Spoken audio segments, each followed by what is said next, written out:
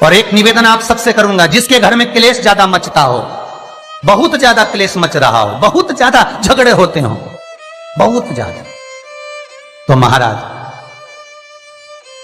शंकर भगवान पर थोड़ा सा चावल एक कटोरी में गला लो, थोड़ा सा चावल गलाओ, गलाकर उसको पीस लो, पीस कर उस चावल में थोड़ा सा चंदन, थोड़ी सी हल्दी डाल लो, उसका उपटन तैयार करो।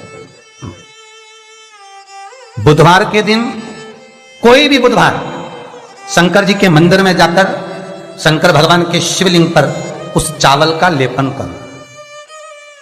7 लोटा पानी, मात्र 7 लोटा पानी शंकर को समर्पित करो, शिव को समर्पित, अपनी कामना कर कर अपना भाव रखो। जब वापिस चलो, जिस कटोरी में से भगवान शंकर को आपने उपटन लगाया था, वही कटोरी घर लेकर आओ। घर के मूल स्थान जो भी हैं, हर हॉल में, कमरे में उसकी एक एक बिंदी लगा दीजिए।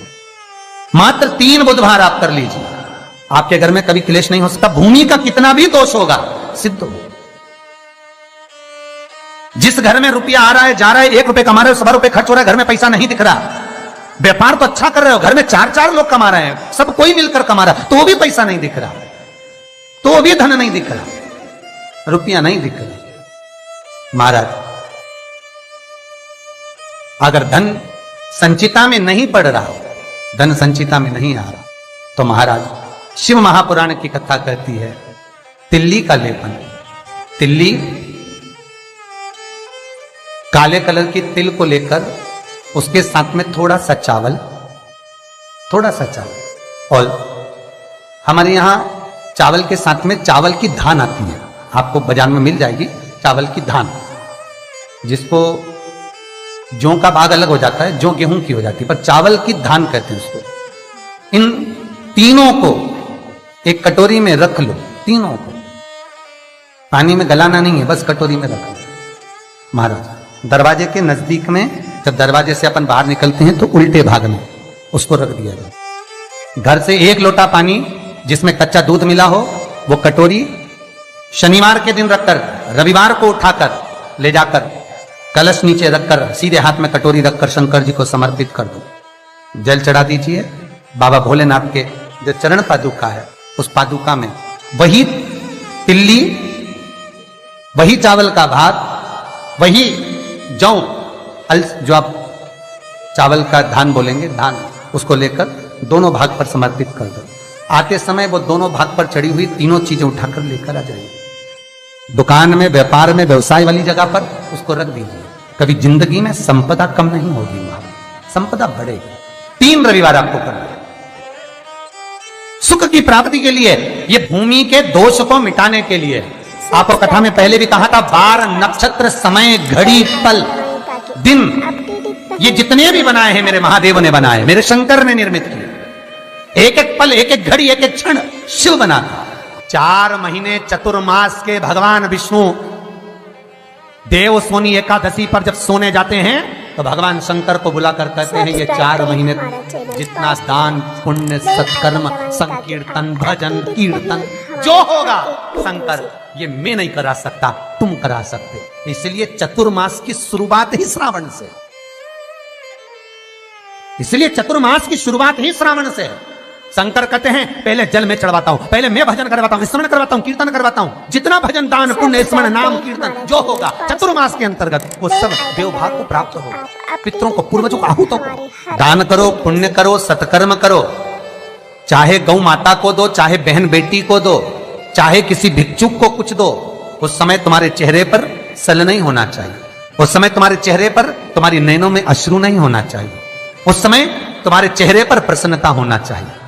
घर पर बहन बेटी आ जाए और बहन बेटी राखी बांधने आई, बहन बेटी तीज त्योहार पर आई और तुमने एक साड़ी दी या 500 रुपए दिए या 1000 रुपए दिए या 2000 रुपए दिए और भाभी का मुंह भगोने जैसा हो गया, चेहरा उतरा हुआ। भाई राखी बंधवाने बैठा तो पहले जेब में अंदर से जाकर पत्नी से पूछकर आया, इसको 500 देना है कि 300 देना है। राखी बंधवाने से पहले, पांटे पर बैठने से पहले, आसन पर बैठने से पहले सोफे पर बैठने से पहले जब भाई राखी बंधवाने बैठता है तो पहले अंदर जाकर अपनी धर्मपत्नी से पूछता कितना देना है। क्यों भैया, कमा तू रहा है, ला तू रहा है, तो फिर धर्मपत्नी से क्यों पूछा कि कितना देना है। पत्नी को यह कहना था आज मेरा मन है, बहन साल भर से नहीं आई, कुछ तो लॉकडाउन में 4 महीने से फोन तक पे बात ही बात होती रही, आई नहीं, 1 साल हो गया, मेरा मन कर रहा है आज मेरी बहन को मैं 2000 रुपए दे दूं, साड़ी के भी हो जाएंगे, चूड़ी के भी हो जाएंगे और देना हो जाएगा, आज मेरा मन कर रहा है। तुम्हें बोलना चाहिए, तुम्हें बताना चाहिए। और अगर पत्नी को कहे पति कि तुम 2000 रुपए दे रहे हो तो धर्म पत्नी का फर्ज है, धर्म पत्नी का फर्ज है, क्योंकि तुम भी किसी की बहन हो, तुम भी किसी की बेटी हो, तुम्हारा फर्ज है कि तुम अपने पति को कहो सुनो 2100 दो, मना नहीं है, 500 रुपए अलग से चूड़ी के दे दो, 500 रुपए अलग से बहन बेटी आई है तो गाड़ी का किराया दे दो। ये जब धर्म पत्नी अपने पति को कहेगी, पति के चेहरे पर प्रसन्नता होगी। मुझे उम्मीद है आज आप अपनी ननंद को दे रहे हो तो आप जब अपने मायके जाओगे तो आपकी भी भाभी इतना ही सम्मान देगी। क्यों? एक उंगली जो हम किसी पर उठाते हैं तो ये 3 उंगलियां हमारी ओर जाती है। हम एक के लिए अगर व्यवस्था करते हैं तो कहीं ना कहीं आपकी व्यवस्था भी पूर्णता में हो पाती है। आपकी व्यवस्था, आपका भाव, आपका आनंद, आप किसी के लिए अगर समर्पित हो रहे हो, आप किसी के लिए समर्पण कर रहे हो, आप किसी के लिए अग्रण्य हो रहे हो तो वहां से पूर्णता का अग्रण्य का भाव तुमको भी प्राप्त होगा।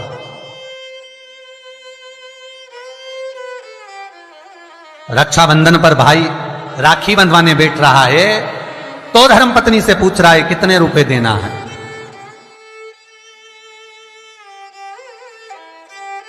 प्राण छूटने के बाद भगवान विष्णु लक्ष्मी से पूछे बता इसको नरक भेजू कि स्वर्ग?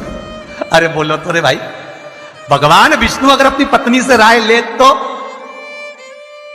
भोलेनाथ देने से पहले पार्वती से राय ले तो, इंद्र कार्य संभालने से पहले इंद्राणी से राय ले तो, ब्रह्मा ब्रह्माणी से राय ले तो, नहीं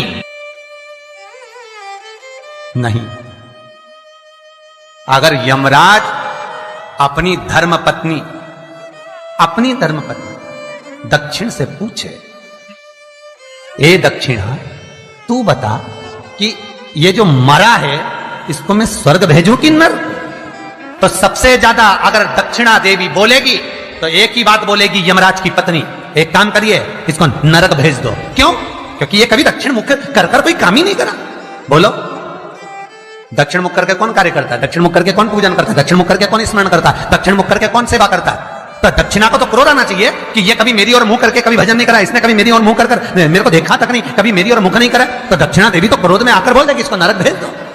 पर यमराज जब मृत्यु का दंड देता है, यमराज जब प्राणों को हरता है, अपनी पत्नी से नहीं पूछता, भगवान विष्णु लक्ष्मी से नहीं पूछते कि इसको क्या देना है, ब्रह्मा ब्रह्माणी से नहीं पूछते कि इसको क्या देना है, इंद्र इंद्राणी से नहीं पूछते कि क्या देना है, शंकर पार्वती से नहीं पूछते कि क्या देना है। तब केवल उनकी विचार धारणा, केवल वही देखा जाता है कि उसका भाव कितना, उसके भाव की सिद्धता कितनी।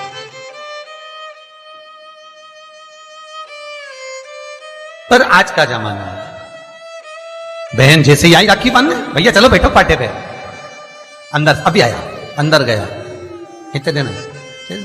साड़ी रखी है मैंने निकाल दी है, धर्मपत्नी कहती है साड़ी निकाल दी मैंने, ये साड़ी दे देना। और सुनो, साड़ी के पास 500 रुपए रख देना, बहुत है, साड़ी भी तो दे रहा है।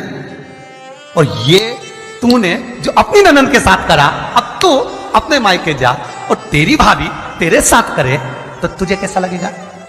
3 को देने से कभी नहीं घटता, शिव महापुराण की कथा कहती है। पहला बहन बेटी को देने से, दूसरा गौ माता को देने से, तीसरा संत ब्राह्मण को देने से कभी नहीं घटता महाराज। बढ़ेगा, घटेगा नहीं।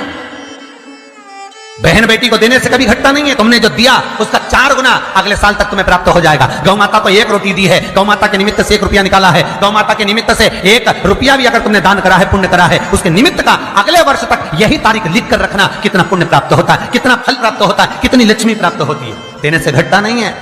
तीसरा, संत ब्राह्मण को देने से कभी घटता नहीं है। आपने जो दिया उसका 1000 गुना आपको प्राप्त हो जाता है, 1000 गुना।